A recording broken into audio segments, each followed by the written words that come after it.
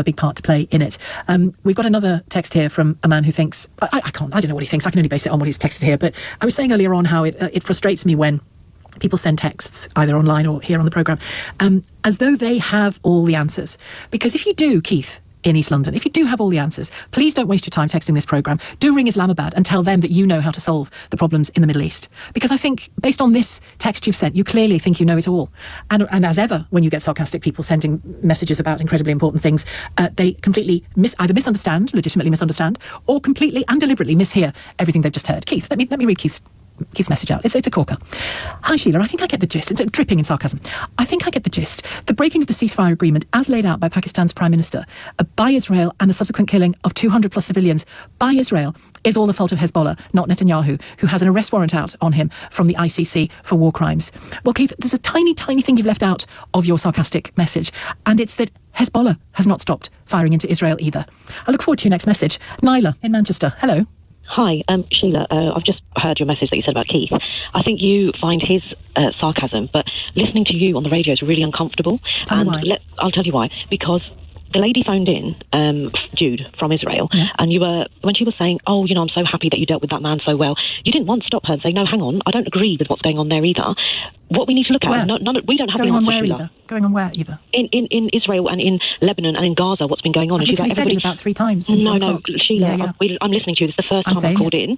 And listen to you. You sound so sarcastic. You're so defensive, and you're like, "Oh, I'm saying it. I'm so proud of it." Don't be proud, Sheila. Proud of what? You're proud of standing up for what's going on, and you're saying I'm not war standing is up war. for what's going on. You are no, Sheila. You've not once said that children are being bombed, innocent children, and you're like, "Yeah, it's either." Said it about 3 times since 1 o'clock, but that's okay. There's a bit of sarcasm for you, Nyla. So let me just make it clear. When Jude said it's them or us, it's war. Now, everybody can see the TV. Everybody's got social media. We all can see who's being bombed. Children, she goes, "I hear sirens and it's scary." Sheila, children are being bombed and most of them are dead. Gaza's been wiped out. Which in children Palestine. In Palestine. Most of the children in Palestine are dead. Yes, they are. No, they're not. Oh, okay, so you think that more... No, I'm not denying the ones who died. Oh, my God. No, I'm really not. Put the TV on. I don't think you put the TV on. All the time, and the radio, and books, and social media. Social media, because they show the truth. When you are speaking on air like this, and we're listening, it's so uncomfortable. What do you want to hear from me, Nyla? I'll tell you what you need to say. You need to say how Israel is bombing ambulances. They don't want anybody to survive. Their army is actually filming themselves, taking the mick out of children being bombed in Gaza. Yeah, seen that. They should be in prison for doing that, their soldiers. And why are they not? But why is that not the topic? Why is the topic always, "Oh, but listen, there needs to be a solution. What can we do? We've bombed up." You actually said, I wrote it down. You said, "We haven't got anywhere by bombing the whole place down, so nothing's come of it." So why is everybody still bombing them? Why are they bombing? Why is Israel? So that, don't you think that is a rather different, given that you wrote down that statement? You're not letting me finish a sentence, Nyla. Please do. I let you. Please. Okay, you just said you wrote down a statement in which I said Israel is absolutely unwise to do what it's doing because it isn't working. And what else are they supposed to do? That's what you said. No, I didn't. You did. No, I didn't. I didn't. Because I've suggested, well, listen, in terms of what else are they supposed to do argument, I would want my country to defend me from missiles coming in, right? That's a given. The missiles didn't come in, did they? Yeah, they did, and they still are. And Nyla, okay. But everybody, all right. But listen, you are playing. No, I'm going to come back at you here, Nyla. I promise I'll let you come back in and talk. But you must stop saying things that simply are not true. I have not said everything Israel does is great. I have absolutely mentioned the children and innocent adults who are being killed in all of this. Literally 3-4 times since 1 o'clock today in this particular discussion and others. You can't just emotionally say, it's terrible what Israel are doing, full stop. Of course, appalling things are happening, but they're happening all over the flipping place, Nyla. You must see that. It's not. It's only in the Middle East, and it's only in the Muslim countries. No, I'm talking about all over the Middle East. No, yeah, but when Lebanon isn't a Muslim Christians, why are you not talking about the first guest on my programme was a Christian Lebanese man. The first guest on my programme was the Christian Lebanese man. The Christians who are being treated. No, you only talk about it being wiped out and how Israel needs to defend itself. How's Israel being defending itself? Because Israel's not getting bombed. Israel is getting bombed. Oh no, because they get sirens and they're protected. Because I'm not seeing anything. Sirens from what? What are the sirens for? That lady said. What are the sirens for, Nyla? What are the sirens for? Oh, Sheila, are they for imaginary bombs or are they for real bombs? No, but why is it that what are they for? I sleep comfortably, don't I? What are they for? Sheila, Nyla, you can't just spew nonsense at me and then expect me to challenge it. I'm not spewing nonsense. You are, Sheila. No, everybody listening to you is so offended. Everybody listening to me is offended. No, only ones in Israel are loving you. They probably are loving you. Yeah. Because I'm an Israeli shill, is that right? No, you are. All you're doing is trying to put this picture out that, yeah, well, what are they supposed to do? They're supposed to defend themselves. Now, let me ask you one question. Do Palestinians have the right to be kicked out of their homes for Israeli settlers? They've been living there years out of their country. I've been talking, I don't know how often you listen to the programme, but we've been talking about the appalling events in the West Bank and how... Well, why is it just appalling? Nothing gets done. Well, I can't fix it, Nyla. That's all I can do is talk about it. But you're accusing me of not talking about it, and I do nothing but talk about it.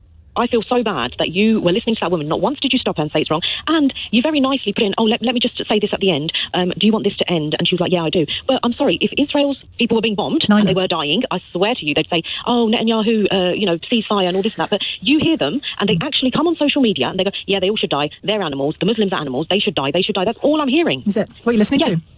You guys. I wouldn't allow that. No, stop talking over me. I wouldn't allow that statement to be said on this programme for a second. And if I heard even the beginning of that statement, I'd close the fader. You said, we're not getting anywhere by bombing the place down. We're not getting anywhere. And you're like, I said that. I wonder how it's going to be. Yeah, but why? Why would you bomb a place down and when there's innocent people there? Because you're getting bombed as well. That's why you might choose to do it. But is it getting you anywhere? Bombed? Tell me who's bombed. Where have they bombed in Israel?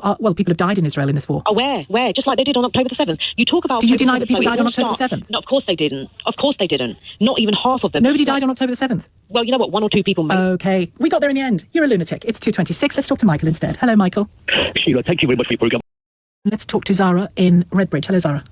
Oh, hi, Sheila. Lovely to speak to you. Yeah, I kind of heard a caller at the top of the hour, and the end of the last hour, and I just wanted to call because she was talking about what should Israel do, what do you want us to do? And not just Israel. That's what she was saying. She was saying, what can Israel do, and she was talking about how, she has to go into bunkers and stuff like that. And I think, from my point of view, what I would love Israel to do is just have a sense of humanity, and if you're going to go to war, follow the rules of engagement. I think over the last 3 years, I've seen Israel commit war crime after war crime. It's become to the point where killing civilians is just nothing. And I remember years ago, if civilians died in a conflict, oh my goodness, it was huge. And there would be apologies and people would be reflecting about, well, what went wrong and how did this happen? And then I think with Gaza, the amount of civilians that have been killed, children... Can I ask you on that question of I'm sorry, Zara, that's your name, of Gaza and the numbers of civilians who died, and there's no doubting that many thousands of civilians died. Do you hold Hamas even partly responsible for those deaths, given that, and the reason I ask that question is that for decades before October the 7th, they misused huge amounts, billions of dollars of money they were given to by the world, by this country, by other countries. They misused it by using it to build a network of tunnels larger than the London Underground. And then when war broke out and the bombs were raining down on them in light of October the 7th, they didn't provide protection for civilians. There was no infrastructure for civilians in that place. And why? Because Hamas didn't build any. Well, you say that, but I mean... Well, it's true, Zara. It's just true, and I'd like your thoughts on it. Sheila, if there were so many tunnels, like the London Underground, then civilians should have been able to go into those tunnels. But they weren't, because it was all for military use. And be protected. But I think on the question of Hamas, what we just respond to that, because it's important. Yeah, I think when we're talking about Hamas, let's not forget that it was Netanyahu who funded Hamas because he didn't like the elected Palestinian Authority. So he funded Hamas because he wanted there to be this conflict. And he didn't. But he isn't the origin of Hamas. He may have thought tactically. No, he's not. But you still haven't answered my question. Criminal. All right, but you can throw all those lines at me if you like, and they may turn out to be true. I don't know, Zara. They're very important lines. No, I know. I'm not dismissing them. I'm not dismissing them. But you're not answering my question as to whether you hold Hamas even partly responsible for the scale of civilian deaths. We have a Prime Minister of Israel who is, and you're not going to. Due to be in court for corruption. And he's accused of war crimes. I think while war is going on, that's not going to happen. We know that he, put Donald Trump into... Okay, so your question was, why did Hamas misuse funds? No, my question, I told you that they misused funds and they used it to build a huge military infrastructure in order to attack Israelis. What they didn't do was build a protective infrastructure for their civilians. Now, if I lived next door to Israel and intended to take Israel on, I'd build an infrastructure for my people. Hamas didn't. And for that reason, I'm not saying Israel wasn't responsible. Israel has to be accountable for what it did in Gaza. And when that full accountability happens, we'll see what it is. But Hamas must also be accountable. I do agree with you. Thank you. I think there's so much focus on October the 7th. There's so much focus on October 7th. And what happened before October the 7th? We're talking about what happened after it. Yeah, as well. But it didn't start with October 7th, did it? Since... the response to October the 7th started on October the 7th. Yeah, of course. But October the 7th, there were 6 hours where this heavily surveilled area, apparently none of the cameras were working. And, the IDF, the most powerful, weaponized military, didn't step into 6 hours.